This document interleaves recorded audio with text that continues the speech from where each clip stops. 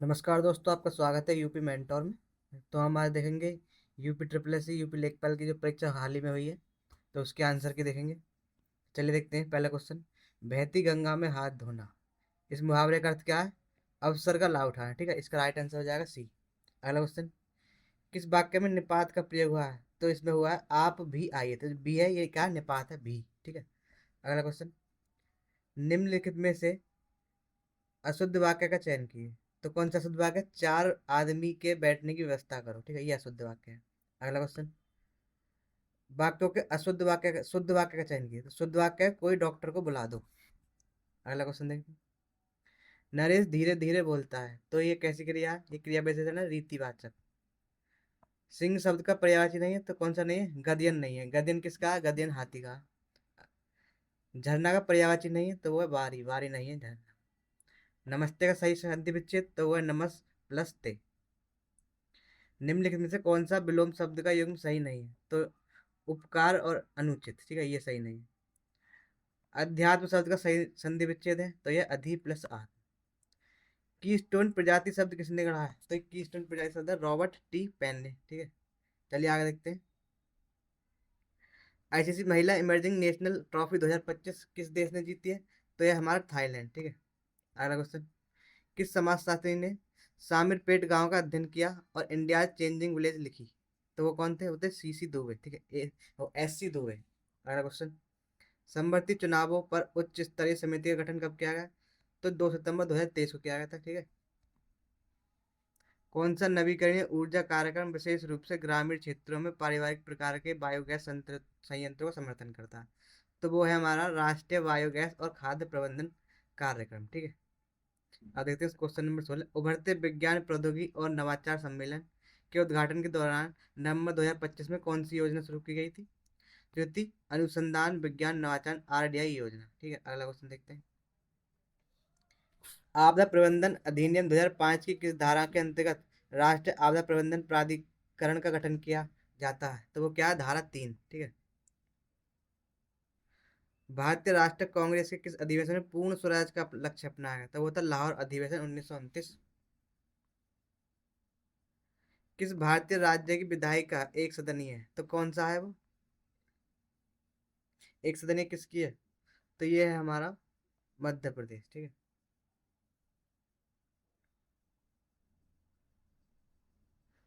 चलिए आगे देखते हैं।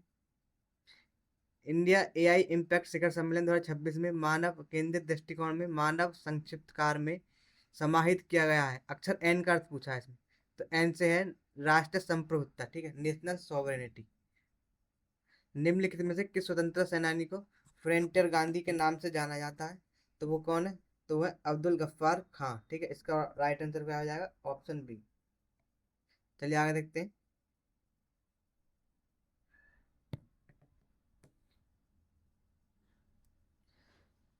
एनडीएमए यूएनडीआरआर के मानक ढांचों के अनुसार आपदा जोखिम आंकलन के प्रयुक्त प्रबंधन का सही प्रतिनिधित्व करता है। तो कौन सा करता है?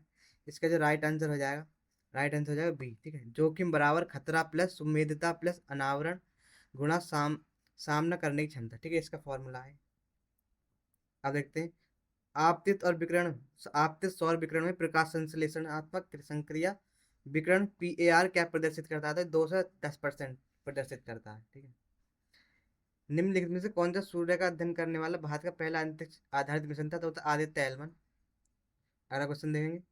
स्वभाव स्वच्छता संस्कार स्वच्छता 2024 अभियान चुनौतीपूर्ण और सर्वाधिक गंदे स्थानों में परिवर्तन के लिए 3 प्रमुख स्तंभों पर आधारित है। तो वह स्वच्छता की भागीदारी। ठीक है, इनमें से नहीं है। ठीक है, ये तीनों पर आधारित है। चलिए आगे देखते हैं।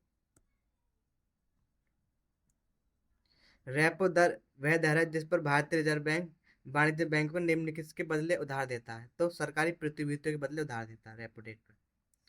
फिर है पार्टी व 26वां सम्मेलन COP26 का ध्यान सतत विकास पर केंद्रित था। किस शहर में आयोजित किया गया है? तो ये ग्लासगो यूनाइटेड किंगडम में आयोजित किया गया था। फिर भारत की संविधान सभा की पहली बैठक की अध्यक्षता तो किसने की थी? डॉक्टर सच्चिदानंद ने। फिर है पारिस्थितिकी में पहचाने गए जैव विविधता की क्षति हानि के लिए जिम्मेदार ईबिल क्वार्टेट है में आवासीय क्षति, अति दोहन, विदेशी प्रजातियों का आक्रमण में से किस कौन शामिल है? तो ये सह विलुप्तता प्रक्रिया है। ठीक है, चलिए आगे देखते हैं। ओडीओपी योजना के तहत चयनित काला नमक चावल, ये बुद्ध चावल भी कहा जाता है। ठीक है, इसे काला नमक चावल। कौन सी हिंदुस्तानी शास्त्रीय गायिका को ठुमरी की रानी? तो वो है गिरजा देवी। उत्तर प्रदेश में निम्नलिखित में से कौन से मंदिर स्थल गुप्त से संबंधित है, गुप्त काल से? तो वह देवगढ़ और भीतर गांव का मंदिर। ठीक है, चलिए आगे देखते हैं। उत्तर प्रदेश पुलिस द्वारा लॉन्च किए गए त्रिनेत्र 2.0 एप्लीकेशन के संदर्भ में निम्नलिखित कथनों पर विचार कीजिए। तो इसमें जो राइट आंसर है 2 और 3 सही है। ठीक है, पहला गलत है इसका। चलिए आगे देखते हैं। किस महाजनपद की राजधानी मथुरा थी? तो सूरसेन की राजधानी क्या थी? मथुरा थी। गरीबी और समानता संबंधी संक्षिप्त रिपोर्ट पीआईबी निम्नलिखित में से किस संगठन द्वारा जारी की जाती है? तो वो है वर्ल्ड बैंक द्वारा। निम्नलिखित में से कौन सी नदी को चंद्रभागा के नाम से जाना जाता है? तो कौन सी है? तो वो चेनाब नदी है। ठीक है, जिसे हम चंद्रभागा के नाम से भी जानते हैं। खाद्य श्रृंखला में क्रमिक पोषक स्तरों पर रसायनों का संचय कहलाता है, तो जैव आवर्धन कहलाता है। ठीक है, डीएनए फिंगरप्रिंटिंग की तकनीक को आरंभ में किसके द्वारा विकसित किया गया था? तो वो कौन थे? Alec Jeffrey. ठीक है, एलेक जेफरी द्वारा विकसित किया गया था। भारतीय ग्रामीण पेयजल कार्यक्रम एनडीआरडब्ल्यूपी किस वर्ष शुरू किया गया था? ये कब हुआ था? 2009 में हुआ था। 2025 में ब्रिक्स शिखर सम्मेलन की अध्यक्षता ब्रिक्स के किस सदस्य ने की थी? तो किसने की थी? ते थे सुइल इनसिल्वो लूला दा सिल्वा। ठीक है, चलिए आगे पढ़ते हैं। निम्नलिखित सूची उत्तर प्रदेश के विश्वविद्यालयों को इसमें चिन्हित करते हैं। ठीक है, तो इसका जो राइट आंसर हो जाएगा डी। संपूर्णानंद विश्वविद्यालय कहाँ है? तो ये बनारस में है। और ये छत्रपति साहूजी महाराज, ये कानपुर में। बुंदेलखंड, ये झांसी में है। ठीक है, और जो भीमराव अम्बेडकर, ये आगरा में। चलिए आगे देखते हैं। उत्तर प्रदेश में किस शहर में राष्ट्रीय स्वच्छ वायु कार्यक्रम पर राष्ट्रीय सम्मेलन 2025 की मेजबानी की गई? तो ये बनारस में हुआ था। उत्तर प्रदेश के शाहजहाँपुर जिले में कौन सा थर्मल पावर प्लांट है? तो ये रोजा है। ठीक है, रोजा थर्मल पावर प्लांट शाहजहाँपुर में। कानपुर में वानिकी प्रशिक्षण संस्थान की स्थापना 1988 में हुई है। कौन सा सिद्धांत यह कहता है कि दो बहुत करीब से संबंधित प्रजातियों को जो एक ही तरह के संसाधनों के लिए प्रतिस्पर्धा कर रही है अनिश्चित काल तक एक साथ नहीं रह सकती? तो यह गॉस का नियम है। ठीक है, अब देखते हैं। भारत के पूर्वी तट पर स्थित उत्तर से दक्षिण की ओर पतनों का क्रम लगाएं। तो इसका राइट आंसर पहले आता है हल्दिया। ठीक है, फिर पारादीप, और फिर उसके बाद है विशाखापट्टनम, और फिर चेन्नई। भारत की पहली megawatt skin vanadium redox flow battery, ठीक है, MWH सिस्टम का उद्घाटन कहाँ किया? तो ये NTPC नेत्रा ग्रेटर नोएडा में किया गया।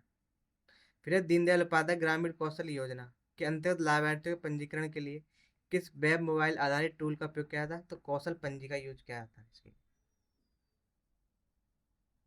प्लासी युद्ध 1757 में अपनी विजय के बाद अंग्रेजों ने बंगाल का नवाब किसे बनाया था? वो था मीर जाफर। भारत में निम्नलिखित में से किस विधान के अंतर्गत तटीय विनिमय क्षेत्र अधिसूचित किया गया? तो यह पर्यावरण संरक्षण अधिनियम 1986 द्वारा।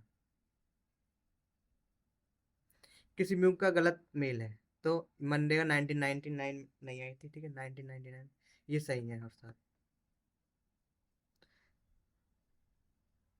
निम्नलिखित में से किसको दुनिया के एकमात्र तैरते हुए राष्ट्रीय उद्यान के रूप में जाना जाता है? तो वह केवल लामजाओ। ठीक है, मणिपुर में है। निम्नलिखित में से कौन सा उपन्यास मुंशी प्रेमचंद द्वारा नहीं लिखा है? तो आनंद बंद नहीं लिखा है। ठीक है, कौन सा? आनंद मठ। कुविंदर दिग्विजय सिंह बाराबंकी उत्तर प्रदेश के एक प्रसिद्ध खिलाड़ी, ये किससे संबंधित है? तो ये हमारे हॉकी से संबंधित है। ठीक है, हॉकी से। उत्तर प्रदेश के बाराबंकी जिले में स्थित देवा शरीफ दरगाह किस सूफी संत से संबंधित है? वो है हाजी वारिस अली शाह। उत्तर प्रदेश दिवस प्रति वर्ष कब मनाया जाता है? तो 24 जनवरी को मनाया जाता है। भारतीय सब्जी अनुसंधान संस्थान ये कहाँ पर है? ये बनारस में है। उत्तर प्रदेश राज्य ललित कला अकादमी के पहले अध्यक्ष तो वो थे संपूर्णानंद जी। ठीक है, चलिए आगे देखते हैं। तो इसका राइट आंसर हो जाएगा 1575। ठीक है, और इससे आगे वाले का है ये कौन सा? 88,600। सभी नगरों में स्नातकों और स्नातकोत्तर की कुल संख्या कितनी? 17,100 है। भारत सरकार द्वारा शुरू की गई मिष्टी पहल का पूरा नाम क्या है? तो mangrove initiative for fertile habitat and manageable incomes, ठीक है, इसका पूर्ण रूप है। 1977 में फरुखुद्दीन अली अहमद की मृत्यु के बाद नए राष्ट्रपति कौन चुने गए थे? तो वो थे बीबी जर्सी जट्टी, ठीक है, बीडी जट्टी। चलिए आगे देखते हैं। तो निम्नलिखित में से किसने भूगोल में रुको और जाओ नामक संकल्पना प्रस्तुत की? तो कौन थे ये? थे गिफ्ट गिफ्ट टेलर, ठीक है, गिफ्ट टेलर। अगला क्वेश्चन, कौन see all India forward block के संपादक थे? तो वो सुभाष चंद्र बोस थे। फिर है, कौन से अंतरिक्ष मिशन में सबसे पहले सफलतापूर्वक उतारा गया था? वो कौन सा था? तो अपोलो 11 था। इसमें कोई ऑप्शन ही नहीं है, तो इसका आंसर हो जाएगा डी। स्वतंत्र भारत के दूसरे गवर्नर जनरल तो वो रहे सी राजगोपालाचारी, ठीक है।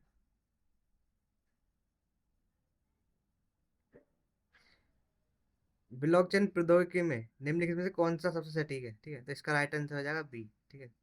उल्कापिंड के गिरने से निर्मित लोरान केटर झील महाराष्ट्र के जिले में है, तो ये बुढ़ाना में है।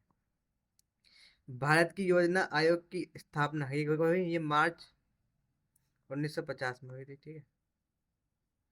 राष्ट्र पंचायती राज दिवस 2025 का राष्ट्रीय कार्यक्रम किस ग्राम पंचायत में आयोजित किया गया? तो ये लोहना उत्तर ग्राम पंचायत मधुबनी बिहार में हुआ था, ठीक है।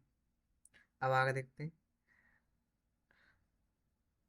ब्लूटूथ तकनीक का नाम किस ऐतिहासिक व्यक्ति द्वारा रखा गया? तो होता हेराल्ड ब्लॉथ द्वारा, ठीक है। यूनिवैक का पूरा नाम? तो यूनिवर्सल ऑटोमेटिक कंप्यूटर इसका पूरा नाम है। और माइक्रोसॉफ्ट वर्ड में मार्क सिटीजन डायलॉग बॉक्स खोलने का कीवर्ड वो क्या है शॉर्टकट की? तो वह कंट्रोल प्लस ऑल्ट प्लस आई, ठीक है। तो चलिए लास्ट देखते हैं। मल्टिक्स ऑपरेटिंग सिस्टम किस प्रोग्रामिंग भाषा में लिखा गया है? तो ये PL/I में लिखा गया है। फिर कौन सा हडूप यूटिलिटी RDMS और HDFS के बीच संरचित डेटा ट्रांसफर करता है? तो कौन सा है? तो वह स्कूप, ठीक है। फिर सिस्टम स्टार्टअप के दौरान बूस्ट स्ट्रैप लोडर द्वारा डिस्क के किस पार्ट को एक्सेस किया था? वो है ब्लॉक जीरो, ठीक है। कौन सा ऑपरेटिंग सिस्टम एक घटक नहीं है? तो कंपाइलर नहीं है ऑपरेटिंग सिस्टम का घटक। कंप्यूटर शब्दावली में गीगो शब्द का अर्थ है? तो गार्बेज इन गार्बेज आउट इसका अर्थ है। MX पावर पॉइंट में बैक स्टेज व्यू किस टैब के नाम से जाना जाता है? फाइल के नाम से जाना है। तो यहाँ पे हमारे पूरे क्वेश्चन हो गए। तो वीडियो को लाइक करना, चैनल को सब्सक्राइब जरूर करना। और इसमें हो सकता है कोई एक आध दो क्वेश्चन गलत हो, तो आंसर की आने पे पता पड़ेगा।